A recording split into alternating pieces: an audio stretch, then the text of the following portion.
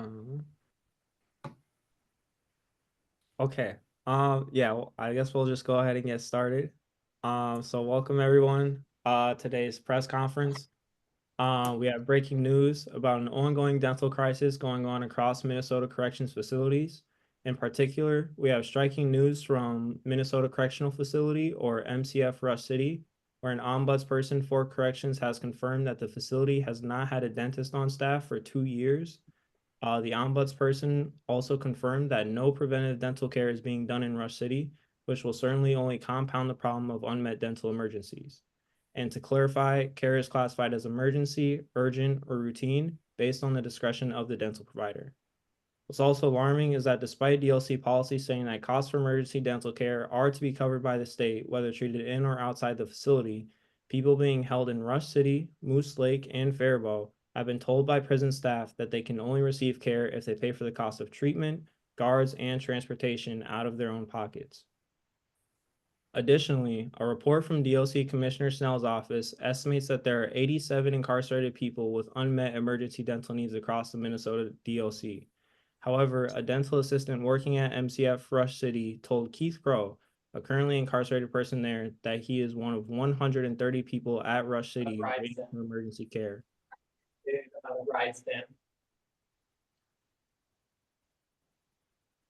So again, the report from the commissioner's office says that there are 87 unmet dental emergencies across the Minnesota DLC, yet a dental assistant at Rush City reported 130 dental emergencies at that facility alone.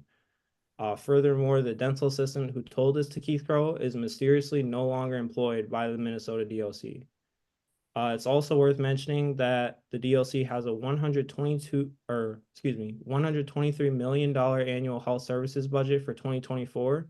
That's a jump of over $20 million from the $97 million budget they had in 2022. And despite this, that same report from the commissioner's office confirmed that across the Minnesota DLC, there are currently only 1.8 dental hygienists and 4.5 full-time dentists serving a population of over 8,000 people.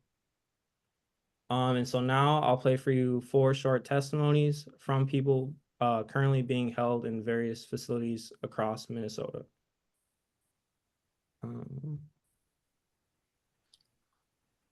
And so to start here, we'll start with William Rurup.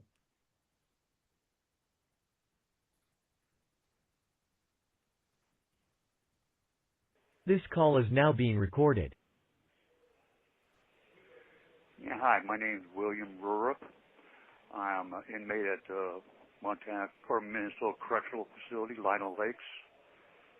I had an issue with my dentures. I don't have any, and I won't be able to get any for 3 years, they're saying. I am 63 years old, and thank you for your help.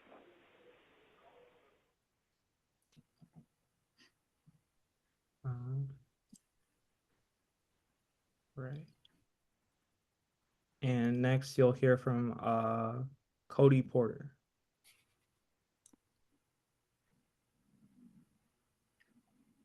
This call is now being recorded. My name is Cody Porter. I reported to the facility that my back wisdom tooth on my right lower side was broken about last November of 2023. And since then, I've gone through intense pain that keeps me up at night. Pain so intense that I can't even think through it. And the best they've told me was to gurgle salt water, and they've given me ibuprofen to the point where it has caused some of the consequences detailed on the back of the ibuprofen bottles, such as stomach bleeding. Since then, I've gone about 4 or 5 times to health services for the same issue, and they've only done the same thing, giving me ibuprofen, and they've given me 2 rounds of antibiotics, and I haven't seen a dentist or even heard from one via kite this whole time.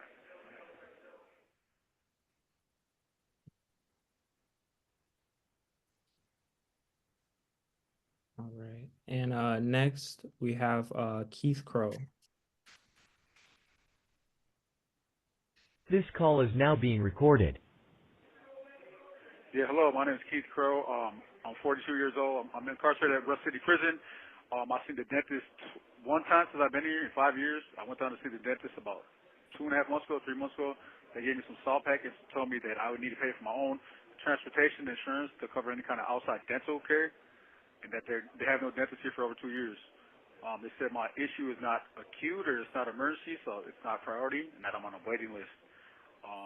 And I feel like it's getting worse and worse, and at some point it's going to become urgent, and they might need to pull it, and I don't want them to pull my teeth. All right, thank you very much.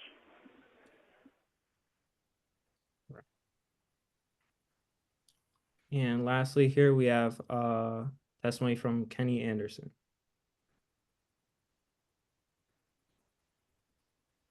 This call is now being recorded. Hello. Hey, my name's Kenny Anderson. I said about a year and a half ago, I had got served breakfast, and during that time, I bit into the salsa and either had a hard seed or a rock in it, and I shattered my tooth. They brought me down to see somebody down there, and they wedged that piece out of there. That was a year and a half ago, and it shattered half my tooth. And here I'm sitting still a year and a half, and nothing's got done. So yeah, our dentist is terrible here, and it's just, I don't know if it's going to get any better or not, but to say we need help up here is an understatement, you know, and worst part about it, it's all of us long-term people are never going to get caught up to us, you know, it's just, we're hurting really bad, so, thank you.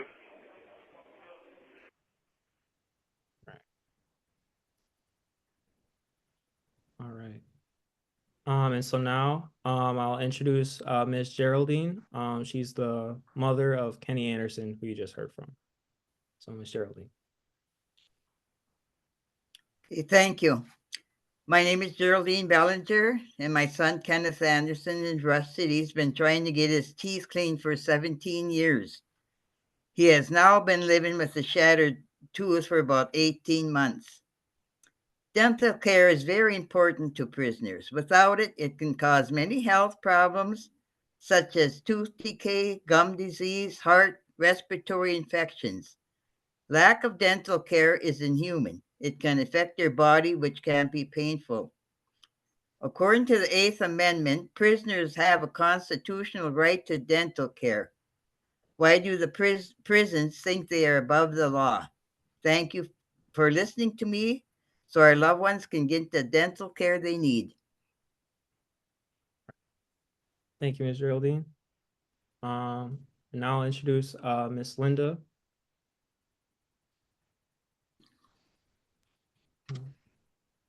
Hello. I have a son in one of the state prisons. I'm going to name that prison. I wasn't going to, but it's Oak Park Heights. There are extensive issues with health care and dental care in that facility. My son's issue is not an isolated one, which is very concerning. It disturbs me that as taxpayers, there's no accountability or transparency on how $123 million are spent for health services for inmates when it does not seem to exist. My son's issue has been going on probably a good month or more now. His is beyond just the dental concern or cleaning. He's having a medical crisis at this point. He's in constant pain, burning sensations, breaking his sleep, unable to rest, difficulty and sometimes inability to even eat. They're not addressing even just pain management, let alone allowing him to receive the care that he needs. It's been acknowledged what his issue is and what he needs, and that they feel that the dentist there, that he can't address it. So he's being pressured to do something that legally is his right to receive the care and address the dental emergency that he is having. It concerns me that there are things in place that the inmates themselves are unable to access or communicate to, such as the central office that's supposed to address complaints and concerns, but yet it is against rules and policy for them to contact, communicate, or had any dialogue with them personally. I don't understand that. Many times, loved ones have to be given power of attorney in order to be able to have in depth information concerning their loved ones and those being housed. And still, you run into walls. We've gone up through the chain of command. We've spoken to nurses, central office, health services, watch commander, reached out to the wardens who traditionally very seldom respond, return calls, or communicate with loved ones. It's a travesty. These are human souls, human lives, and we are the incarceration capital of the world. We need to do better. It's heart wrenching to know the suffering that is happening. They've already, some are there legitimately, some are there because they made a mistake, some are there because they're innocent, and justice, as we call it, is moving as it was designed to be. And I just going to put it out there. In my community, we are over incarcerated, over penalized, and receive excessive sentences in my community. That in itself is enough. I just want those out there, the powers that be. We're taxpayers too, and we vote too. And so we're not going to be quiet and we're not going to go away. We just want you to do the honorable thing and have some integrity and do what's right. Thank you. Right. Right. Thank you both, Miss Linda and Miss Geraldine. If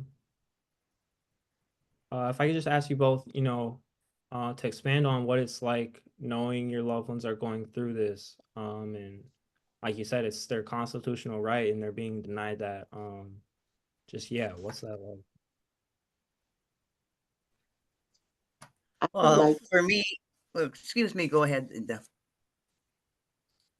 I apologize. You go right ahead.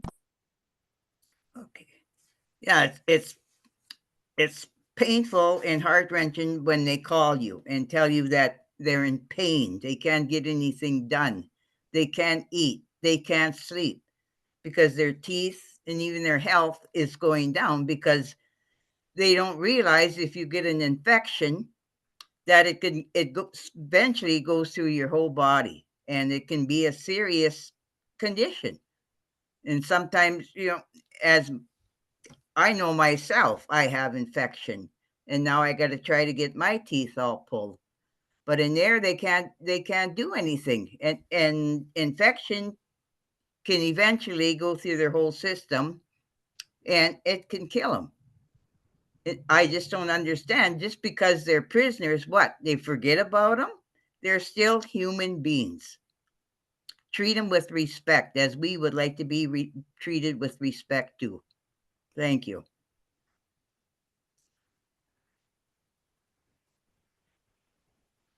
And Miss Linda? I would just like to say, I'm sorry. It's a helpless feeling. Uh, you want to give them hope and encourage them while you're fighting through the hopeless feelings yourself. Um, it's concerning. They have these different levels of what their policy is to address issues, and all you receive are the runaround in the circles, uh, uh, just kind of passing you off, and you go through uh, this department to this department to this office until at some point they're referring you to the people that have referred you to them. It's just complete runaround. And, it's not just their health, their lives. It's like, in a way, finding a roundabout way to sentence them to death. The punishment already is losing their freedom in the first place, sometimes legitimately. We can argue the point on what we think was fair, but the fact that revenge and punishment on top of incarceration is inhumane, is inappropriate, is unprofessional, and it's just wrong. Thank you. All right. Thank you both again. Um, And I would just like to add here, we at Minnesota IWOC, we're requesting for the commissioner's office to post a full breakdown of that $123 million health services budget. We'd like to know where, all those funds are really being allocated. But yeah, with that, anyone in attendance here have any questions?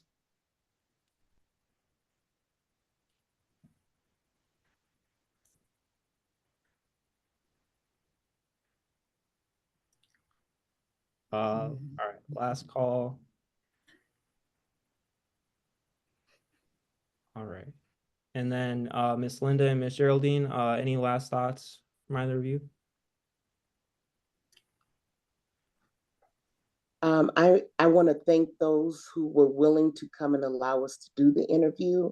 That all voices and citizens in America be heard. We just want fairness. We just want what's right.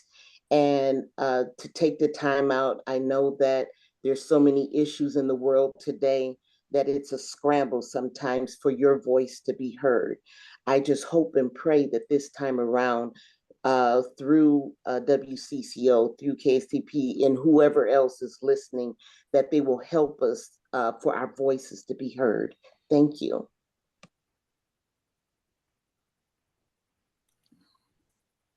All right. Thank you, Miss Linda. All right. So with that, we'll conclude this press conference here. Yeah, thank you again, everyone, for attending. Thank you, Miss Linda and Ms. Geraldine, for sharing your stories. And yeah.